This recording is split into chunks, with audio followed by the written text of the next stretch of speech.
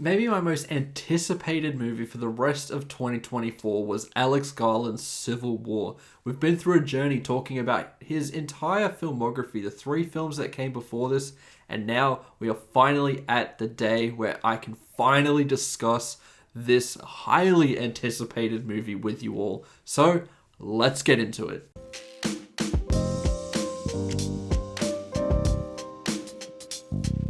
So a little bit of background on this movie. This is being confirmed now by Alex Garland himself that this will be his final directorial effort so far. He is hanging up the boots, he's putting the camera away, and it seems like he's going to be just going back to being a pure writer like he once was, which is a little bit of a shame because I think that he makes really incredibly unique movies that are highly ambitious and just full of thematic richness that you can go back on his movies and get something new out of it. Apart from his last movie, Men, which I think kind of shit the bed a little bit and made me a little bit nervous for this movie because I didn't know if he could just pull out this lightning in a bottle energy in just the sci-fi genre or if he can apply that to other genres. This is also A24's most expensive movie. It's not as much as some massive blockbuster or an MCU movie or anything like that, but I think it was around the $50 million range, which is a lot for A24, especially because most of their movies are about $10 million or under. And as you can see from the trailers, it's basically if a civil war played out today in our modern world. What that would kind of look like. There are some different elements to it, such as the alliances that do feel a little bit wacky, but hey, this is a movie, it's fiction, and I think that Alex Garland really pulls it off. I do think this film is incredible in pulling off such a massive spectacle, while also subtly giving you a lot of things to think about afterwards. I do need to start with the technical scope of it because I do think that's a big piece to this movie. It's just such an excellent application of money on the screen.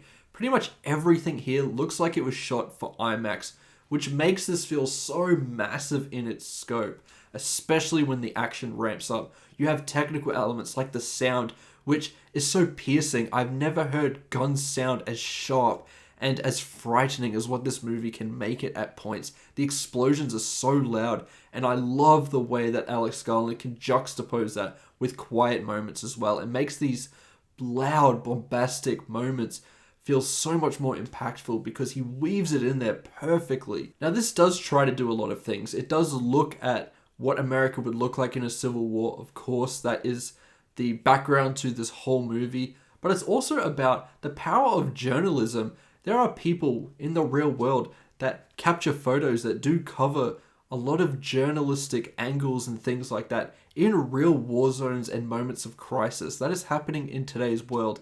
And Alex Garland really shines a light on it in this movie. And I thought that was a really fascinating choice and adds something a little bit more to this movie that you might not have been expecting going in. A weird comparison that I actually found myself making consistently through this film, though, was that of The Last of Us. You know, it's about a bunch of characters going from one place to another, and the journey is kind of more important in a way than the final destination. That's what makes it really interesting. And I think that form of narrative structure is a great way of making all of these characters connect with each other and in turn connecting with the audience. And they're performed so well. There are 4 main cast members here with a couple of almost cameos sprinkled in, and it's all highly effective. There is not one performance here that is a weak link. I really enjoyed every single performance here. But just giving them a shout out by name, Stephen McKinley Henderson. He's been in a couple of A24 movies now, most notably Beau is Afraid. And he has a lot more to do here than what I've really ever seen him in before. And I thought that he was excellent in this role. He's just so wise in this movie. But yet, he is this really hopeful figure, and he really adds a nice juxtaposition to some of the other characters in this movie who are so jaded by this world. Another character that was excellent was played by Wagner Moura, who was another great piece to this movie. He has a lot of issues, but he's willing to help everyone on this journey. I do like one particular sequence where they're in this town that almost seems like unaffected by what's going on, and I thought that he had a really great moment in that sequence. But honestly, the two massive standouts here, the ones that get the most screen time, is firstly Kaylee Spaney as this journalist that has a lot of passion for what she does, yet has a lot of hope still, and looks up to our protagonist played by Kirsten Dunst. Starting with Kaylee Spaney, I think she's been on such a tear lately. Firstly with Priscilla, where I thought she was deserving of an Academy Award nomination. I do think she was that good in that movie. And in this, she shows that that wasn't a fluke. She has so many great moments in this movie, and the film relies on her to step up a lot, especially as we're getting into the end of this movie. And she delivers. Her performance is so captivating here, and she plays off brilliantly with Kirsten Dunst. The chemistry that they had, I thought, was absolutely electric, and I love the bond that they shared over the course of this journey. Kirsten Dunst's character is so jaded by this world, but she still feels like she needs to do what is right through her journalistic specialties and her skill set.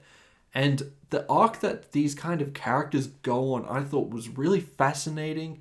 And I think the backdrop of this civil war and this journey that they go on is a great way of just making them all connect and sync up and feel like a real unit. And that is a massive credit to both the performances and Alex Garland's ridiculously amazing screenplay. Another smaller detail that I really appreciated in this film were the tonal changes of the movie. It's not always super dour and heavy. It's able to lighten it up at times and give you moments of hope, moments to breathe.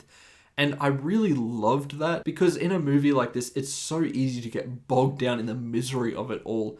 And I think that is what sets it aside from other films in Garland's filmography like Ex Machina and Annihilation that might be more rich thematically.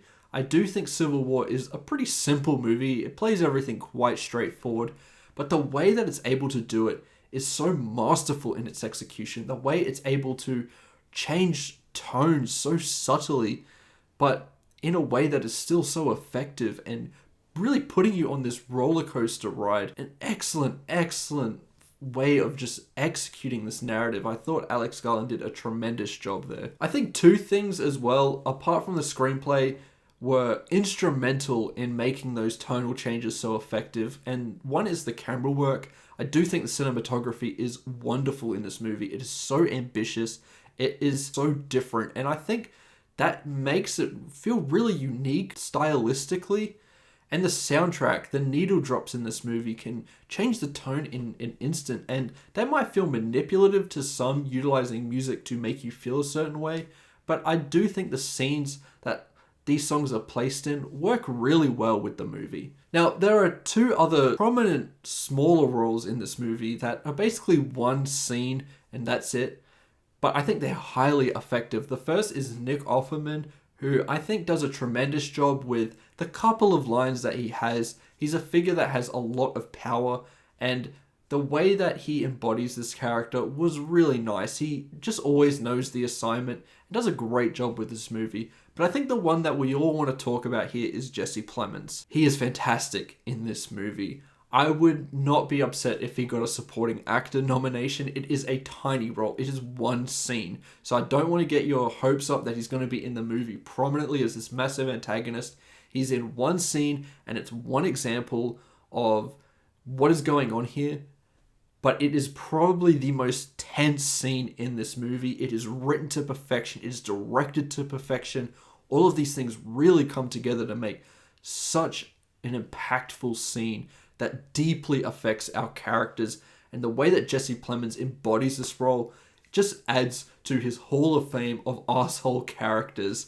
It is phenomenal. He's so good in this movie. And I really need to iterate that. This is actually saying something, because when this scene was happening, I had the biggest dickhead in the theater behind me saying some really sexist stuff really loudly and just commenting constantly on what is happening in the dialogue. And seriously, what the fuck is wrong with people? Joking, but not really. I never thought that I would want to be like this Jesse Plemons character, but Jesus Christ, when this guy was going on, I get it. I get it. Seriously though, being disruptive in the theater should be a capital offense. I am just so done with dickheads in the theater. Anyway, that's beside the point. The film, the scene, that performance, fantastic. Then we have just some tiny stylistic choices that I thought were really effective. For example, these guys are journalists. They're out there taking photos constantly. And when that happens, at times it pauses for a moment and shows you the photo of what's going on. And I think that that was a brilliant choice. That it is a little bit more than just a stylistic choice. It actually gives you a moment to reflect on the brutality that is going on. It gets you to take a breath and pause while all this action is happening. Sometimes in a massive action sequence, some stuff might get missed, or you might not be able to process everything that is going on within that scene. But Alex Garland gives you just the right amount of time to really reflect on what's going on, and it makes every shot from a gun feel so impactful. It makes the brutality feel so sad in a way, and I think that that was a huge part of that one decision in the movie.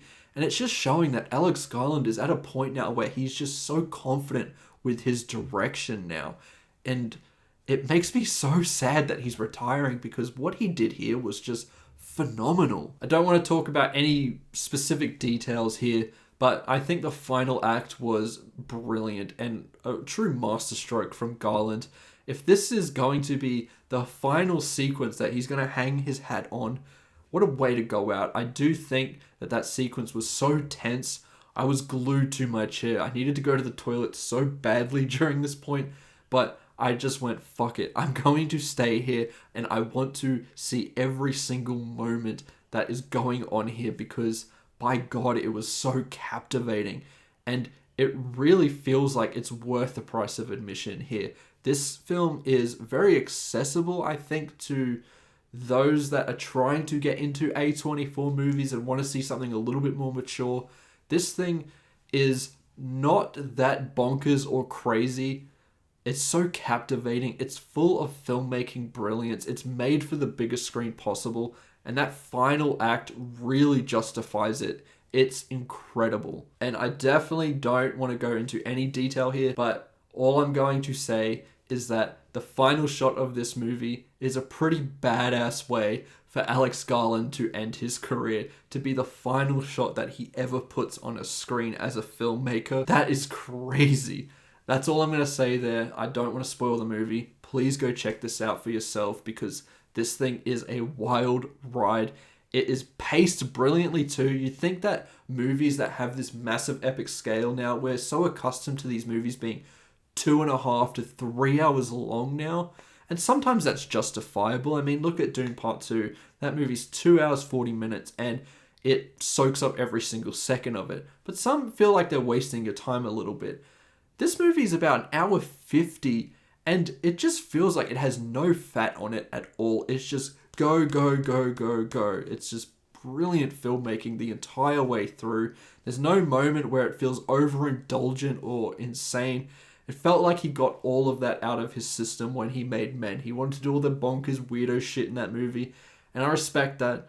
And then in this, he decided to really hone his focus in and create something incredible here. I think Civil War is a really special movie. I think it is one of Garland's best movies, which is crazy because in his 4-film filmography, it was really strong. He had one weak link, and everything else is just almost a masterstroke constantly. You can see that he's such a talented writer who just knows what he's doing. He knows how to build a world. He knows how to get you invested into these characters. And he knows how to just keep you on the edge of your seat constantly. And he just does that here in the most epic fashion possible. This is what I want big budget movies to do. More of this, less of gross computer generated effects that just look cheap and ugly. Either do it properly or don't do it at all, and try and do it as practical as you can. This tried to do it as practical as it could, and it worked. There is not a really 1 week link to me in this movie. I had a great time watching this, and I know I'm going to really enjoy this a second time. I cannot wait to buy this on 4K. I'm going to give Civil War a 5 out of 5. I think this movie's so special, and I think it needs to be seen. I might be a little bit removed from it all because I'm not an American at all. It might hit completely different if you are. But still, you're able to feel the power of it all and what it's trying to accomplish. And just as a movie and a cinematic feat, it's tense, it's engaging, it's well acted, it's well directed, it's well written. I mean, what more could you want here? This thing is special, and we need to support movies like this one. And those are my thoughts towards Civil War. Let me know what you think about this movie in the comments below. I'd love to hear your thoughts here. Alex Garland's movies always generate very interesting conversations, so I cannot wait to do that with you guys. I do have one more Alex Garland video coming out before I move on, and that will be a ranking of his 4 directorial efforts. I'm still racking in my head where this one stands on this list for me, but I do really, really love it. Anyway, those are my thoughts. Remember to like and subscribe, and I'll see you in the next one. Goodbye.